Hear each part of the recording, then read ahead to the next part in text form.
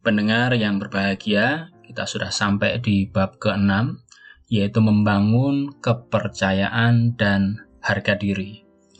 Ketika dihadapkan pada sebuah tantangan atau kesempatan baru, apakah Anda tidak memiliki rasa percaya diri dan mengatakan pada diri sendiri, aku tidak bisa melakukannya, atau aku pasti gagal, atau aku tidak mungkin bisa mahir dalam hal ini, atau aku ini bodoh dan tidak bisa diharapkan, atau Anda berpikir, aku akan mencobanya, atau aku bisa sebaik mungkin.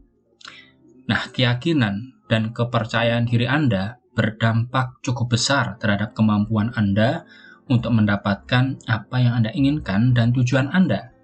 Meskipun demikian, keyakinan diri bukanlah soal apa yang bisa atau tidak bisa Anda lakukan. Anda pikir dan yakini bisa atau tidak bisa Anda lakukan. Jika Anda pernah gagal atau bergumul untuk dapat mengatasi situasi khusus di masa lalu, Anda mungkin yakin bahwa hal itu sulit atau bahwa Anda akan gagal kalau Anda mencoba melakukannya lagi. Dan jika ada sesuatu yang baru datang dan Anda tidak yakin soal itu, Anda mungkin akan membujuk diri sendiri untuk menghindarinya dengan monolog negatif. Percaya bahwa Anda tidak bisa atau tidak akan bisa melakukan sesuatu. Nah, pikiran-pikiran negatif dan distorsi kognitif seperti melompat pada kesimpulan, memikirkan yang terburuk dan pola pikir terowongan dapat melemahkan kepercayaan diri Anda dan membuat Anda percaya bahwa Anda tidak bisa melakukan hal-hal tertentu. Namun, banyak dari kita telah bertumbuh dewasa dengan membiarkan diri kita umumnya mengatakan dan mempercayai hal-hal negatif tentang diri kita sendiri. Berpikir sebaliknya dapat dipandang sebagai besar kepala atau sok pamer. Seringkali Anda berpikir bahwa Anda tidak akan ketika Anda melakukan sesuatu dengan baik, Anda dapat cenderung berpikir soal kesalahan yang Anda perbuat alih-alih apa yang telah Anda capai. Selain melemahkan kepercayaan diri, monolog negatif juga dapat menjatuhkan harga diri, membuat Anda merasa buruk, rasa rendah diri, pikiran dan keyakinan tentang diri Anda seringkali akan menjadi negatif. Ada sejumlah alasan Anda mungkin berpikir negatif tentang diri dan kemampuan Anda. Hal itu bisa jadi perubahan dalam hidup Anda yang menyebabkan cara Anda berpikir dan menilai diri sendiri. Akhir dari suatu hubungan, sakit, penyakit, dan cacat, atau tidak memiliki pekerjaan misalnya, semua itu dapat menurunkan harga diri Anda. Merasa berbeda, kesulitan untuk merasa terhubung dengan orang lain, membandingkan diri sendiri dengan orang lain, permalukan, ditindas, didiskriminasi, atau dikucilkan oleh orang lain, juga bisa membuat Anda merasa seperti tidak bernilai. Jika Anda berada dalam tekanan besar dan merasa kesulitan dalam mengatasinya, atau Anda memiliki standar yang kelewat tinggi dan harapan besar terhadap diri, juga bisa mengarah pada pikiran negatif tentang diri Anda sendiri. Nah, apapun alasannya, hasilnya seringkali sama. Arus pikiran negatif yang meyakinkan Anda bahwa Anda tidak bisa melakukan sesuatu dan bahwa Anda tidak becus. Meskipun demikian, masalah akibat berpikir bahwa Anda tidak becus adalah bahwa Anda bersikap bahwa seolah-olah hal itu benar. Harga diri yang rendah dapat mempengaruhi apa yang Anda lakukan atau tidak lakukan dalam cara-cara yang menegaskan bahwa Anda tidak mampu melakukan banyak hal dan tidak begitu karena Anda percaya Anda bukan orang intelek misalnya, dan kecil kemungkinannya bahwa Anda akan mencoba apapun yang menyerupai pembelajaran formal. Dan karena Anda tidak mencoba untuk bersekolah secara formal di suatu lembaga akademik, Anda tak akan pernah mengetahui bahwa pada kenyataannya dengan pengajar mampu. Di sisi lain, ketika harga diri Anda tinggi, pikiran dan kepercayaan Anda tentang diri sendiri positif. Anda merasa nyaman dengan kemampuan Anda dan lebih mungkin percaya bahwa Anda bisa melakukan berbagai hal dan hasilnya bakal cukup bagus, atau jika tidak pun melakukan berbagai hal dan hasilnya bakal cukup bagus, atau jika tidak pun Anda akan bisa mengatasinya. Kali ini yang terjadi adalah dinamika positif yang membantu ketika setiap aspek positif saling memberi umpan balik. Nah, mulailah dari kelebihan Anda. Jadi, bagaimana cara untuk membalikkan dinamika yang tidak membantu? Tempat terbaik untuk mulai membangun kepercayaan diri dan harga diri Anda adalah kelebihan Anda. Daripada berfokus pada apa yang Anda yakini tidak mampu Anda kerjakan, berfokuslah pada apa yang membuat Anda senang terhadap diri sendiri. Ada sejumlah cara untuk dapat melakukannya. Berfokuslah pada hal-hal yang membuat Anda merasa senang terhadap diri Anda sendiri. Pikirkan aspek-aspek dalam hidup yang penting bagi Anda, yang senang Anda lakukan dan dapat Anda lakukan dengan Anda, yang senang Anda lakukan dan dapat Anda lakukan dengan cukup baik. Area-area tersebut dapat terkait dengan misalnya pekerjaan Anda, keluarga, teman, hobi, dan minat, serta olahraga. Akan ada berbagai kegiatan di mana Anda tahu apa yang akan Anda kerjakan dan senang melakukannya.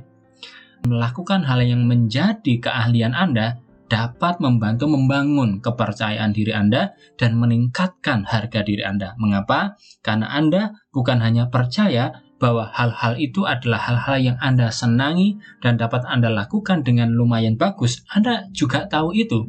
Saat Anda lakukan dengan lumayan bagus, Anda juga tahu itu. Saat Anda bercermin pada kegiatan tersebut, saat Anda merenungkan kembali apa yang Anda lakukan dan telah dilakukan, Anda memiliki pikiran positif tentang kegiatan tersebut dan tentang diri Anda sendiri. Anda senang pada diri sendiri. Dean, misalnya, dia berumur 34 tahun, salah satu aspek hidupnya yang penting baginya adalah olahraga. Sepak bola khususnya penting baginya. Hal itu adalah sesuatu yang dia nikmati dan cukup mahir juga dilakukannya. Dia merasa percaya diri dan senang pada dirinya ketika dia bermain sepak bola baik dengan teman-temannya, melakukan banyak hal bersama dan saling mendukung, merupakan sesuatu yang dinikmatinya dan cukup mahir dilakukannya. Khaya adalah seorang pengacara. Ia mahir dalam pekerjaannya dan juga menyenanginya. Namun, apa yang benar-benar membuatnya merasa senang adalah pekerjaan sukarela yang dikerjakannya sekali seminggu bersama kaum muda tunawisma. Khaya merasa bahwa ia benar-benar bisa membantu orang-orang muda tersebut dengan mendengarkan dan memberikan saran serta informasi. Nah, setiap kali Anda menikmati suatu area dalam hidup Anda dan cakap di bidang yang penting bagi Anda dapat merasa senang terhadap diri Anda sendiri. Anda tidak harus unggul dalam suatu kegiatan, Anda hanya perlu menyukainya dan cukup mahir melakukannya. Hal apa yang Anda senangi? Hal apa yang Anda nikmati? Mungkin hal itu adalah pekerjaan. Mungkin hal itu adalah pekerjaan sukarela yang Anda kerjakan. Barangkali hal itu adalah sebuah minat seperti memasak, atau memanggang, memancing, berkebun, atau berdansa. Adakah kegiatan-kegiatan dalam hidup Anda yang memberikan kepuasan terhadap diri Anda sendiri? Kenali apa saja kegiatan-kegiatan bisa mengembangkan kepercayaan diri dan harga diri Anda dari kelebihan yang Anda miliki. Temukan apa yang Anda senangi dan lakukan hal itu lebih sering. Ya, barangkali Anda memiliki kemampuan alami untuk melakukan sesuatu dengan baik. Mungkin ada sesuatu yang selalu ingin Anda baik. Mungkin ada sesuatu yang selalu ingin Anda pelajari. Temukan sebuah minat atau kegiatan yang tidak akan terlalu menantang bagi Anda pada awalnya, agar Anda bisa merasa telah mencapai sesuatu dan memiliki peluang untuk membangun rasa kepercayaan diri. Di bab 3, Anda sudah membantu tujuan Anda.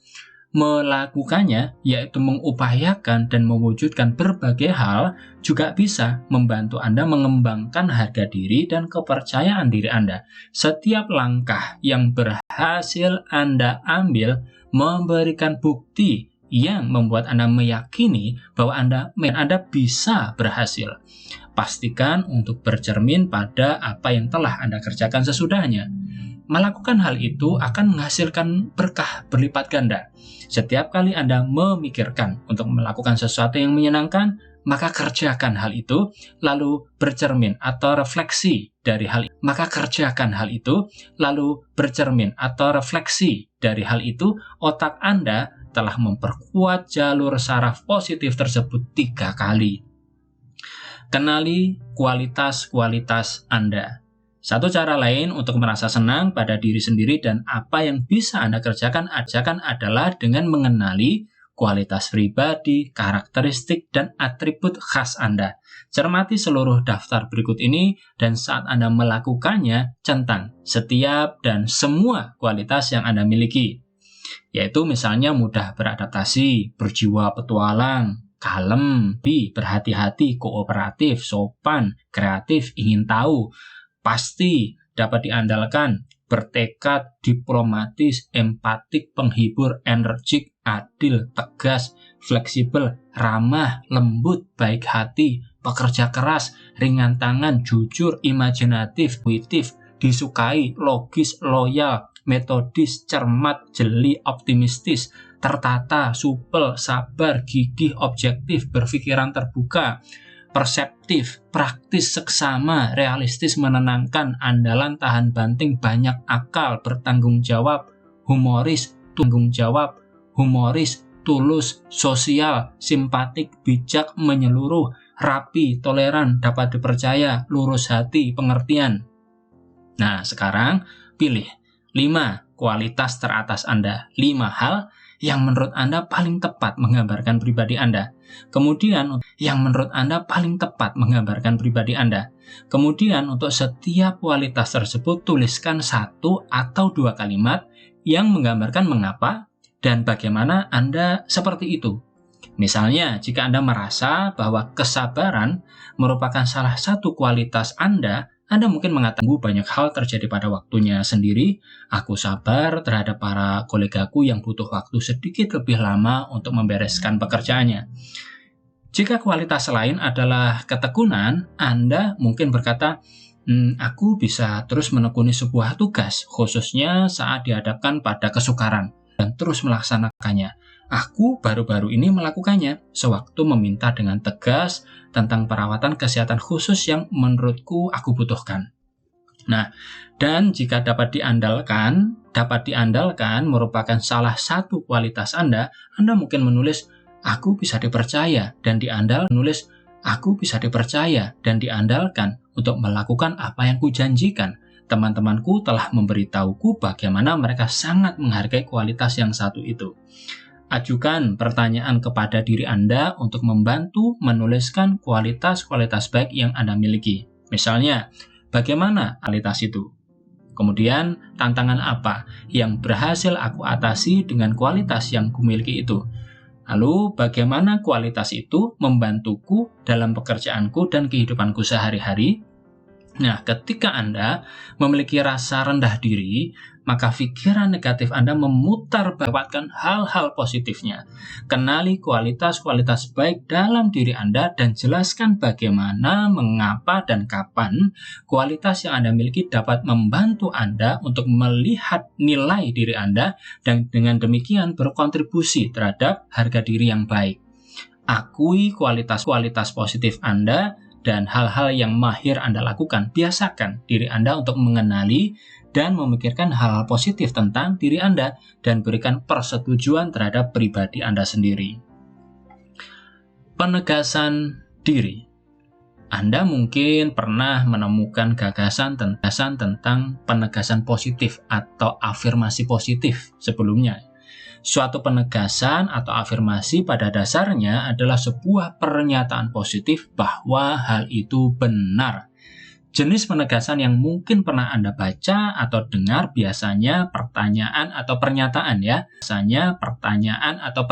ya. Pernyataan seperti aku hidup di masa kini dan yakin akan masa depanku. Aku merasa aman dalam ritme dan alur kehidupan. Pribadi luarku berpasangan dengan kesejahteraan mentalku. Tidak ada yang mustahil dan hidup ini pasangan dengan kesejahteraan mentalku. Tidak ada yang mustahil dan hidup ini luar biasa.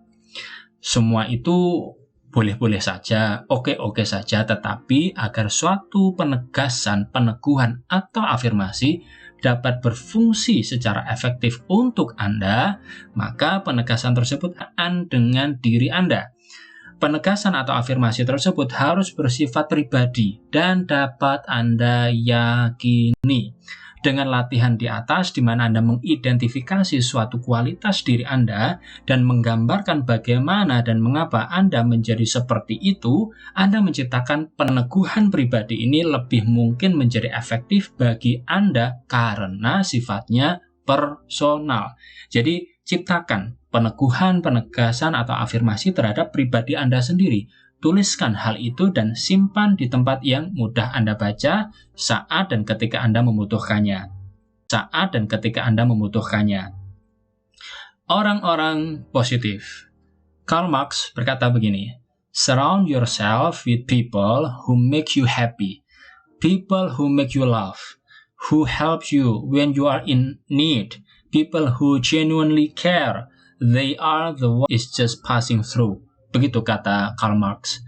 Nah, harga diri dan kepercayaan terhadap diri sendiri bersumber dari dua hal.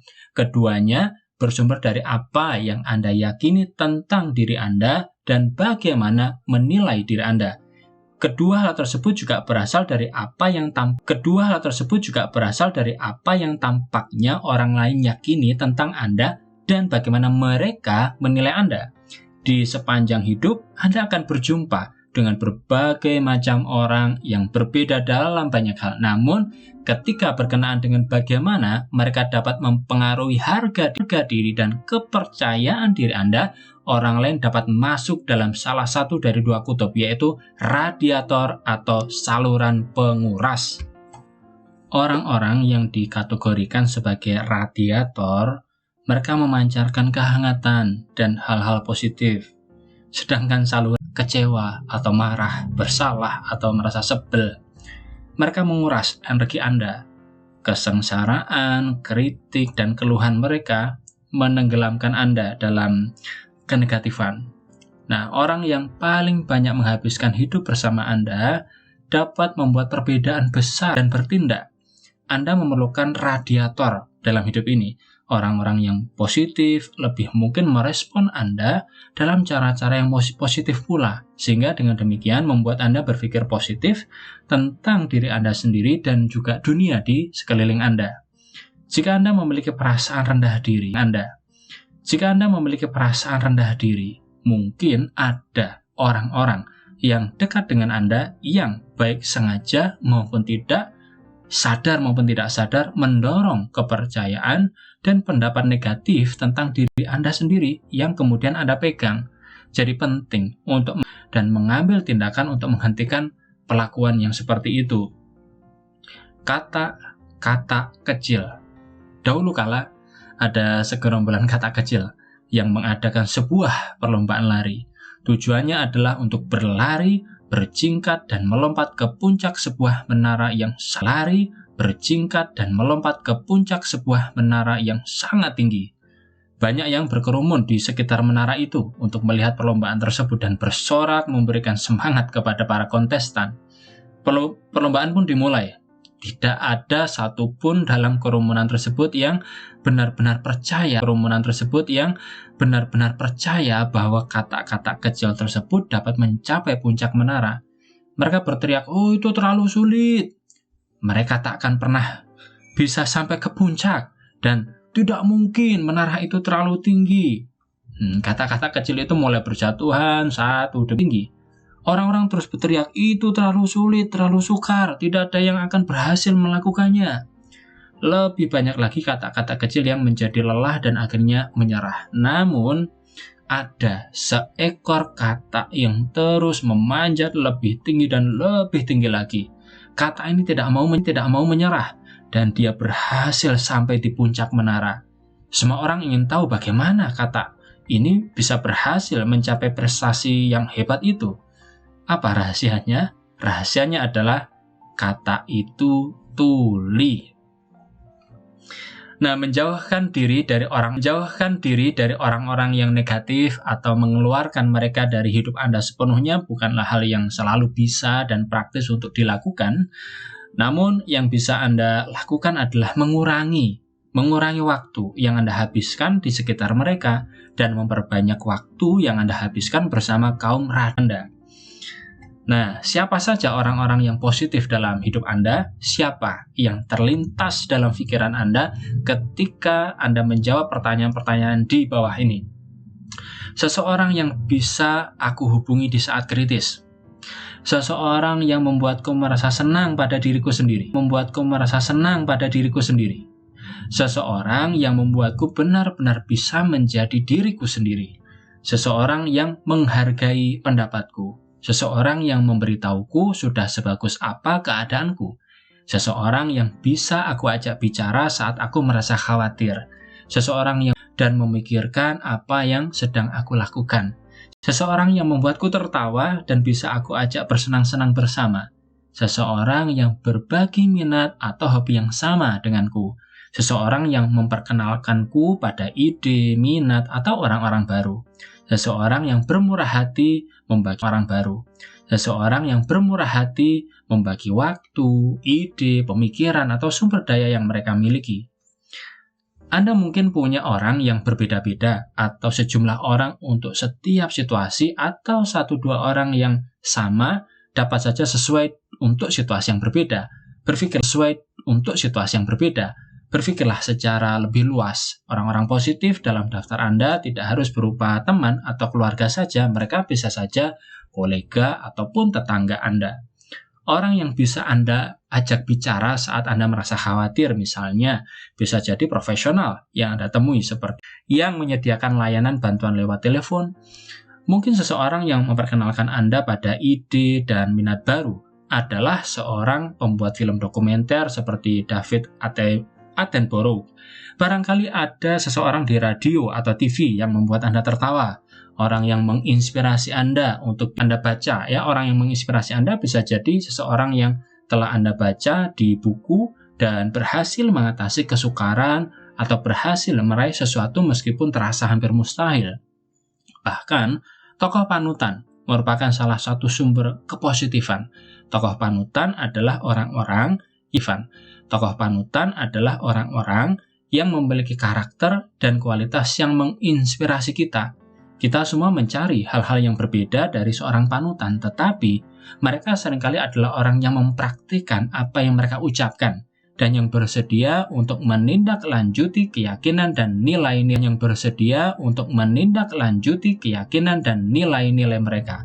Tokoh panutan bertindak dengan etika dan kejujuran. Mereka menunjukkan rasa hormat pada orang lain.